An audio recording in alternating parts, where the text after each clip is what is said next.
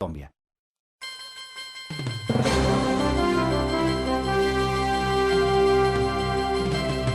Señor economista, profesor universitario, columnista de diarios muy importantes del país, doctor Sergio Calderón, muy buenos días.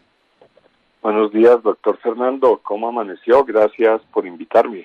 No, pues ni más faltaba. Gracias a usted por aceptar esta invitación y por ilustrar a nuestros oyentes sobre temas en los que les va literalmente la vida, que son los temas económicos sobre los que a la gente no quiere, no le gusta hablar. Bueno, ¿qué le vamos a hacer? Pero hablemos. Doctor Calderón, se está hablando de la venta de ISA para tratar de ayudar al gobierno a cuadrar caja. Desde luego que no va a alcanzar, sobre eso hablaremos más adelante, pero que Ecopetrol compre a ISA, eso y lo más o menos por 14 billones de pesos.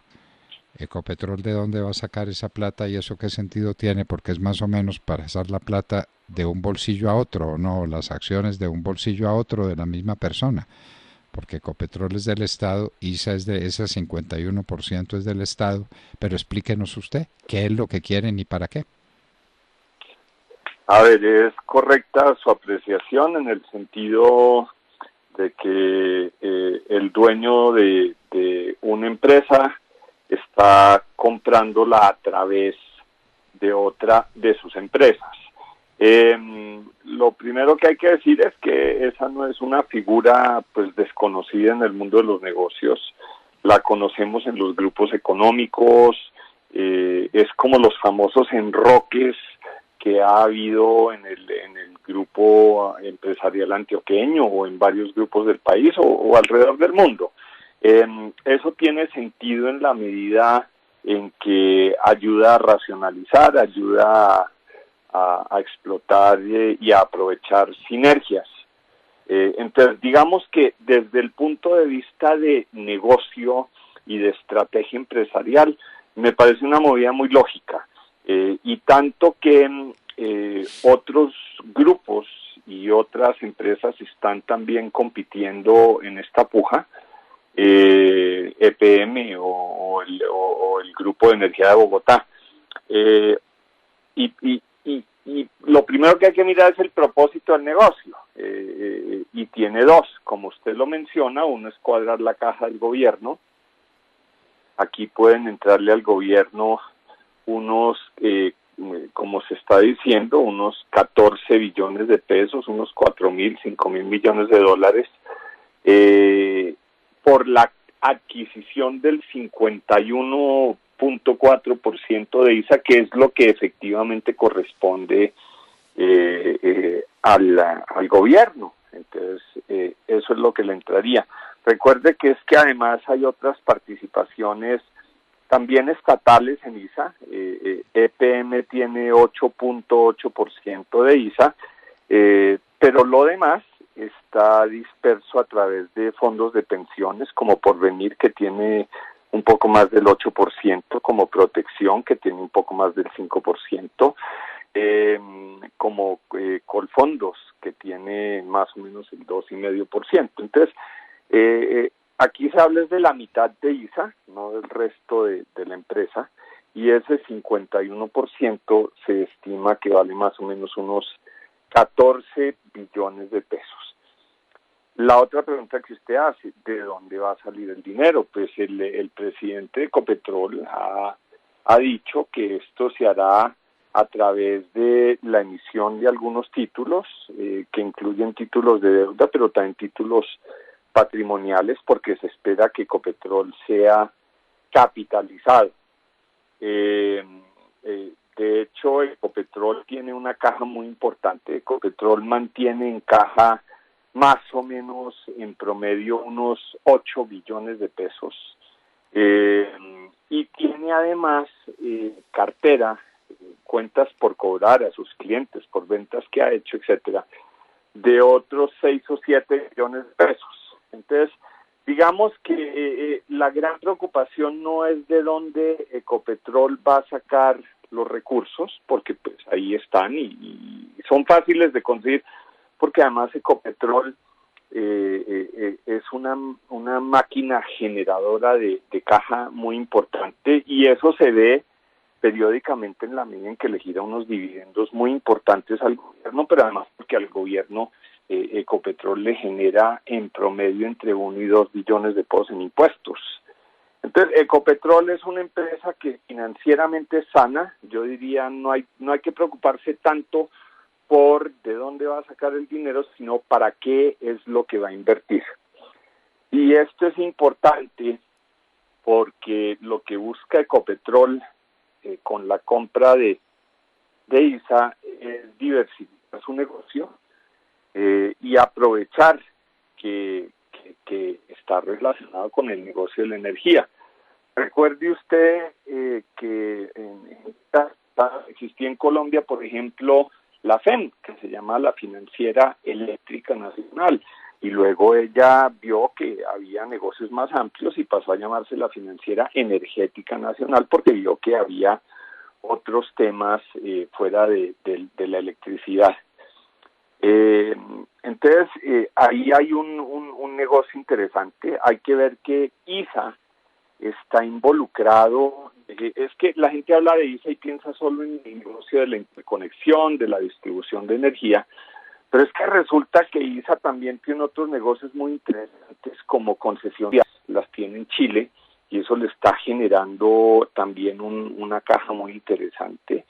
Está en el negocio de proveer soluciones tecnológicas y de telecomunicaciones. Tiene una sociedad muy interesante que casi nadie conoce, que se llama Internexa. Internexa está en Colombia, en Perú, en Brasil, en Chile, en Argentina, en Centroamérica. ISA también está en el negocio de las torres de telecomunicaciones, todas esas de la telefonía celular y de las comunicaciones a través de una empresa que se llama ATP, que tiene una empresa que se llama Torres Unidas, que también tiene presencia en Colombia, en Perú, en Chile. Entonces, yo diría, es un negocio muy interesante. No debemos enfocarnos únicamente en de dónde van a venir los recursos, sino para qué se va a hacer. Y yo creo que esto le va a producir interesantes resultados a Ecopetrol. Porque mire, doctor Londoño, resulta que Ecopetrol no es inmune y ha sido una de las grandes víctimas económicas del virus. El precio del petróleo, que es su más grande negocio, se cayó y Ecopetrol se desplomó. Todavía no se conocen los estados financieros de Ecopetrol a diciembre, pero a septiembre mostraba una utilidad de solo 2 billones de pesos, cuando en 2019, a la misma época, a corte de 30 de septiembre, Ecopetrol iba ganando 12 billones de pesos. Y ese es el efecto del virus. En cambio, si usted mira los estados financieros de ISA, por el contrario, la pandemia la ha favorecido. ISA ha tenido un crecimiento de sus ingresos de más de 10%, ha tenido un crecimiento de sus utilidades de más de 10%. Entonces, la conclusión, y esa es mi opinión muy personal, es un excelente negocio y ojalá sea Ecopetrol el que se pueda quedar con esa empresa. Claro, y el gobierno lo está vendiendo porque tiene que cuadrar caja. ¿De cuánto va a ser el déficit del gobierno el año pasado, si es que ya se conoce la cifra final? ¿Y cuánto se proyecta que tenga de déficit este año? Mire, todavía no hay cifras oficiales, pero el déficit de 2021 está estimado en 90 billones de pesos. 90 billones de pesos es más o menos entre 8,5 y 9% del PIB. Pero también este es otro tema que hemos hablado, doctor Londoño. El déficit se produce o porque hay muchos ingresos, muy pocos ingresos, o porque hay muchos gastos. Y en Colombia definitivamente el origen del déficit es la escasez de ingresos. Lo hemos dicho muchas veces. En Colombia la presión fiscal, es decir, la participación de los ingresos tributarios en el PIB, es a duras penas 12.9%, y eso es extremadamente bajo. En cambio, si usted mira los gastos y tenemos un Estado que a nosotros nos parece muy robusto, otra vez que sea ineficiente, pero no es que sea grande. el gasto como proporción del Producto Interno Bruto a duras penas llega al 23% del PIB, cuando en los demás países de la OECD y países similares a Colombia, la participación del gasto en el PIB puede estar alrededor del 30 o del 35%. Entonces estamos lejos en gastos bajitos y en ingresos excesivamente bajos, y ese es el afán de la reforma fiscal. Hay que abordar urgentemente el tema de la reforma tributaria. Bueno, ¿quién le pone el cascabel al gato? ¿Usted se le mide?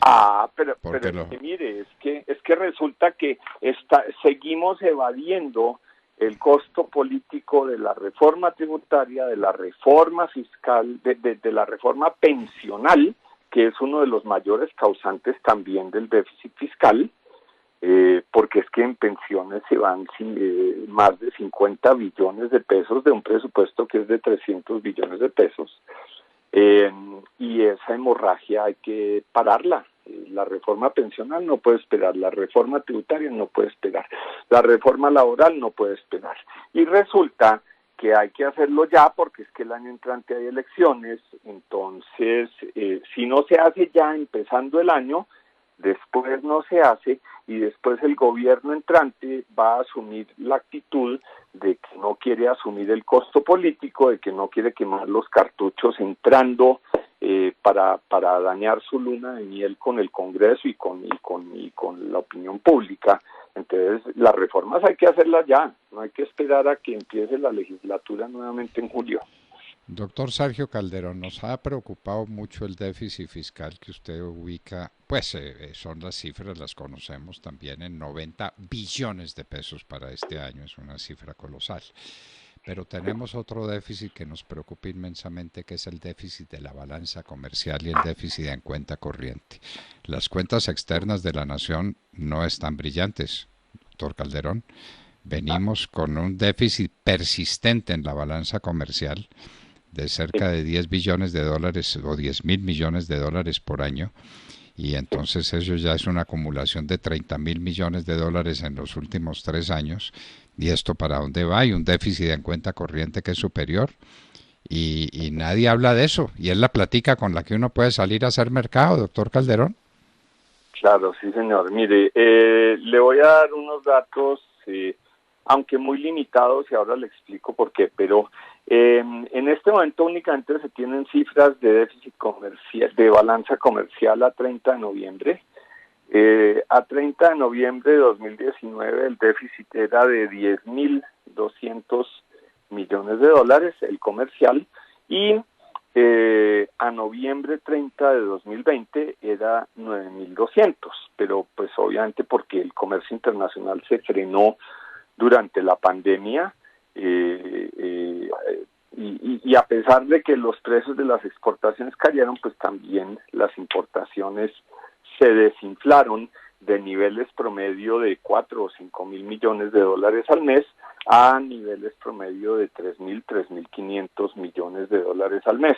Ahora, en noviembre hay una señal de alarma muy alta, y es que nuevamente las importaciones suben, llegan casi a 4.000 millones de dólares, mientras que las importaciones siguen descendiendo, 2.500 millones exportaciones. De dólares. Las exportaciones, sí señor.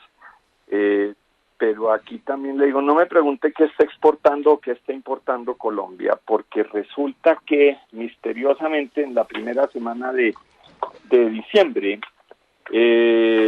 las cifras de los registros de importación y de exportación desaparecieron del portal de la DIAN, que es el encargado de esas cifras y el encargado de administrar las aduanas. Yo le estaría dando a usted en condiciones normales cifras de comercio exterior al 15 de enero de este año, si la DIAN hubiera seguido publicando las cifras como las venía publicando desde hacía 20 años, pero también para que usted averigüe, y seguramente usted será amigo de un señor que se llama José Andrés Romero, que seguramente fue alumno suyo en la Javeriana, que ahora es el director de esos temas, que dio la orden de que esas cifras no sean publicadas desde diciembre. Y entonces las cifras de los registros de importación y exportación desaparecieron del portal de la DIAN. Y digo misteriosamente porque la DIAN está alegando que eso es secreto de Estado, que eso está amparado por la Ley de Protección de Datos, ¿sí? Pero pues hay una ley colombiana de 2013 amparada y es constitucional, fue declarada exequible por la Corte Constitucional mediante 2 sentencias que dice que la información de las declaraciones aduaneras de importación y exportación no, abro comillas, no están sometidos a reserva alguna, según lo dice el artículo 36 de la Ley 863 de 2013. Entonces, doctor Londoño, yo le puedo dar cifras hasta noviembre, pero de ahí en adelante todas las estadísticas del comercio internacional se volvieron secreto de Estado. ¿Y cuándo se develará ese secreto? ¿Cuándo sabremos dónde estamos parados? Pues yo le cuento, yo elevé un derecho de petición para que las cifras fueran nuevamente publicadas y actualizadas. Y la doctora Ingrid Díaz, la directora de gestión de aduanas de la DIAN, me contestó que no, que eso está amparado por la Ley de Protección de Datos y que hasta tanto ellos no decidan qué es secreto y qué no es secreto, no las van a volver a publicar. Bueno, hágame el favor. Los datos de que el doctor Romero fue alumno suyo, usted podría de pronto hablar con él y decirle, oiga, los analistas económicos, los industriales, los gremios, todo el mundo, el país, todo el mundo necesita esa información, porque o si no, no vamos a poder formular la política industrial, que es otra de las reformas grandes que tiene pendiente el país. Doctor Sergio Calderón, eso con datos secretos no funciona. Economía con datos reservados. Eso sí es lo contrario de un sistema democrático. Acuérdese que se desbarató porque nadie supo para dónde iba ese país. Bueno, que no nos pase lo mismo en Colombia. Doctor Sergio Calderón, un abrazo muy estrecho y que consigamos la información. Si el doctor Romero fuera mi alumno, pues yo le tiraba las orejas, pero pues ya está muy crecidito y no tengo manera de hacerlo. Encantado de escucharlo, doctor Sergio Calderón. Lo mismo, doctor Fernando, un abrazo a usted y a su equipo. Bueno, esto no lo sabíamos, queridos amigos, y si se los contamos muy al oído, no teníamos ni idea. Anécdota interesante de la información que solicitó y le negaron. La información económica secreta. Hágame el favor. Entonces no podemos saber cuánto estamos exportando, cuánto estamos importando, cuál es el balance. No podemos saber dónde estamos parados. No hay derecho. No hay derecho. De mar, tenemos que mirar esto con cuidado. Tenemos que tomar las declaraciones del doctor Calderón y ver cómo nos dan la información que necesitamos para poder hablar de economía. Mientras tanto, estamos haciendo acertijos, como la señora que maneja la bola de cristal. No hay derecho, eso no puede ser.